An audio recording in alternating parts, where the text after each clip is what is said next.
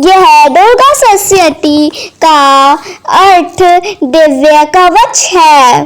जो महिलाएं नवरात्रि को इसको नहीं पढ़ पाती हैं, वह मोबाइल से सुन के इसका पूर्ण लाभ उठा सकती हैं। देवी कवच। ओम चंडिका देवी नमस्कार। मार्कंडे जी ने कहा, पिता माए जो इस संसार में परम गोपनीय तथा मनुष्यों की सब प्रकार से रक्षा करने वाला है और जो अब तक आपने दूसरे किसी के सामने प्रकट नहीं किया हो, ऐसा कोई साधन मुझे बताइए। ब्रह्मा जी बोले, ब्रह्मांड ऐसा साधन तो एक देवी ही कवच है जो गोपनीय भी परम गोपनीय पवित्र तथा संपूर्ण प्राणियों का उपकार करने वाला है। महामुनि उसे श्रवण करो। देवी की 9 मूर्तियां हैं जिन्हें नव दुर्गा कहते हैं। उनके पृथक पृथक नाम बतलाए जाते हैं। प्रथम नाम शैलपुत्री, दूसरी मूर्ति का नाम ब्रह्मचारिणी, तीसरा स्वरूप चंद घंटा के नाम से प्रसिद्ध है, चौथी मूर्ति को कुसमांडा कहते हैं, पांचवी दुर्गा का नाम स्कंद माता है, देवी के छठे रूप को कात्यायनी कहते हैं, सातवां कालरात्रि और आठवां स्वरूप महागौरी के नाम से प्रसिद्ध है, नौवीं दुर्गा का नाम सिद्धिदात्री है। ये सब नाम सर्वज्ञ महात्मा वेग भगवान के द्वारा प्रतिपादित हुए हैं।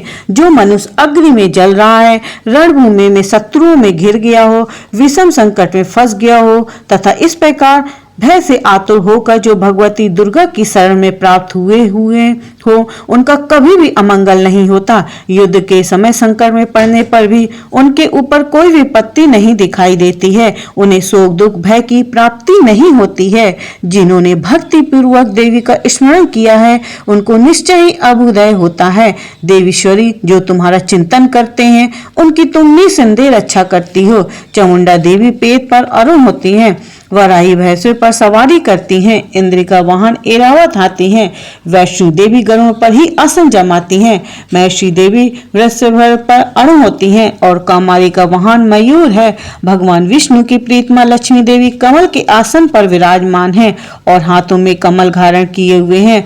वृषभ अरुण ईश्वरी देवी ने श्वेत रूप धारण कर रखा है। ब्रह्मा देवी हंस पर बैठी हुई हैं और सब प्रकार के आभूषण से विभूषित हैं। इस प्रकार ये सभी माताएं सब प्रकार की योग शक्तियों से संपन्न हैं।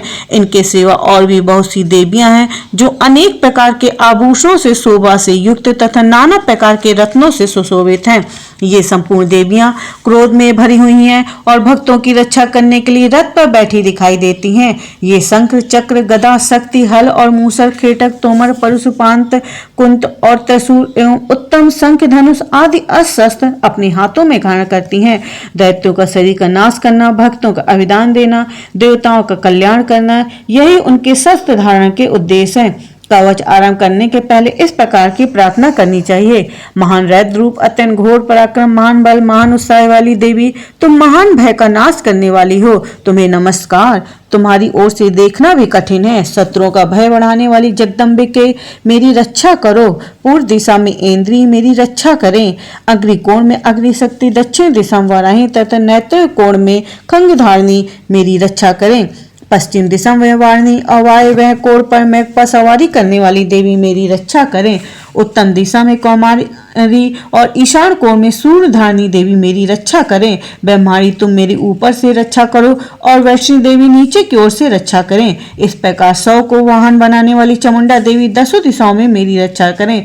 जया आगे से, विजय पीछे की ओर से रक्षा करे। वाम भगवान अजिता और दक्षिण भगवान अपराजिता रक्षा करे। उद्योतनी शिखा की रक्षा करे। उमा मेरे मस्तक पर विराजमान होकर रक्षा करे। ललाट में मालाधारी रक्षा करे। यशुमनी देवी मेरे भावों का संरक्षण करे। भावों के मध्य भाग में नृत्य कर और नथनों की यम घंटा देवी रक्षा करे। दोनों नेत्रों के मध्य भाग में शंकरी और कानों में द्वार वाइस्का देवी रक्षा करें। कलका देवी कपोलों की तथा भगवती शंकरी कानों के मूल्य भाग की रक्षा करें। नसिका में सुगंधा तथा ऊपर की ओठ में चचका देवी रक्षा करें। नीचे की ओठ में अमृत कला तथा जिह्वा में सरस्वती देवी रक्षा करें। कौमारी दांतों की और चंडिका कर्ण प्रदेश की रक्षा करे। चित्र घंटा गले की घाटी की और महामाया तालु में रहकर रक्षा करे। कमाची डोंगरी की और सर्वमंगला मेरी वाणी की रक्षा करे। भद्र काली ग्रीवा में धनुधरी पृष्ठवंश में रहकर रक्षा करे। कंठ के बाहरी भाग में नील ग्रीवा और कंठ की नली में नर कुबरी देवी रक्षा करे। दोनों कंधों में खंगनी और मेरी दोनों भुजाओं में वज्रधारिणी देवी रक्षा करे। दोनों हाथों में दंडिनी और अंगुलियों में अंबिका देवी रक्षा करे। शूलेश्वरी नखों की रक्षा करे। कुलेश्वरी देवी कुछ में रहकर रक्षा करे। महादेवी दोनों स्तनों की शोक विनाशिनी देवी मन की रक्षा करे। ललिता देवी हृदय में और सूरधानी देवी उदर में रहकर रक्षा करे। नभि में कामनी और गुहा भाग में गुहेश्वरी देवी रक्षा करे। पूतना और कमी का लिंग की और महिषा वाहिनी गुदा की रक्षा करे। भगवती कटिभाग में विद्यवासिनी घुटनों की रक्षा करे। संपूर्ण कामनाओं को देने वाली महाबला देवी दोनों पिंडलियों की रक्षा करे। नरसिंह दोनों गुटलियों के तैसी देवी दोनों चरणों के पृष्ठ भाग की रक्षा करे। सी देवी पैरों के अंगुलियों में और तलवासनी पैरों के तलुओं में रहकर रक्षा करे। अपनी डाणों की कार भय कर दिखाने वाली रंडा करारी देवी नखों की और उदकेश्वरी देवी केसों की रक्षा करे। रोम वालियों में छिद्रों में और कौबेरी और त्वचा की वागीश्वरी देवी रक्षा करे। पार्वती देवी रक्त वज्जा वसा मांस हड्डियों भेद की रक्षा करे। आंतों की काल रात्रि और पित्त के मकेश्वरी देवी रक्षा करे। मूलधार आदि कमल कोशों में भगवती देवी, कप में जूड़ामणि देवी स्थित होकर रक्षा करे। नख की तेज की ज्वालामुखी रक्षा करे, जिसका किसी भी अस्त्र में भेदन नहीं हो सकता है। वह अमेधा देवी शरीर के समस्त संधियों में रक्षा करे। वह मारी आप मेरे वीर की रक्षा करे। छत्तीसवरी छाया की तथा धर्मदानी देवी मेरे अहंकार मन बुद्धि की रक्षा करें। हाथों में वज्रघाण करने वाली व्रजहंसा देवी मेरे प्राण की और अपान व्यान उदान और समान वायु की रक्षा करें। कल्याण से शोभित होने वाली भगवती कल्याण शोभना मेरे प्राण की रक्षा करे। रस रूप गंध शब्द स्पर्श इन विषयों का अनुभव करते समय योगिनी देवी रक्षा करे तथा सत्वगुण में रजोगुण में तमोगुण में सदा नारायणी देवी रक्षा करे। वह आई की रक्षा करे। वैष्णी देवी धर्म की रक्षा करे तथा चक्री देवी यश कीर्ति लक्ष्मी धन तथा विद्या की रक्षा करे। इंद्राणी आप मेरे गोत्र की रक्षा करे। चंडकी तुम मेरे पशुओं की रक्षा करे। महालक्ष्मी पुत्रों की रक्षा करे। भैरवी पत्नी की रक्षा करे। मेरे पद की सुपथ तथा मार्ग में क्षेम करी रक्षा करे।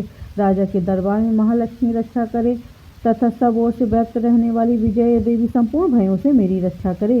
देवी जो स्थान कवच में नहीं कहा गया हो अतएव रक्षा से रहित हो, वह सब तुम्हारे द्वारा सुरक्षित हो, क्योंकि तुम विजयशालिनी पाक विनाशिनी यह यदि अपने शरीर का भला चाहे तो मनुष्य बिना कवच के एक पग भी न जावे।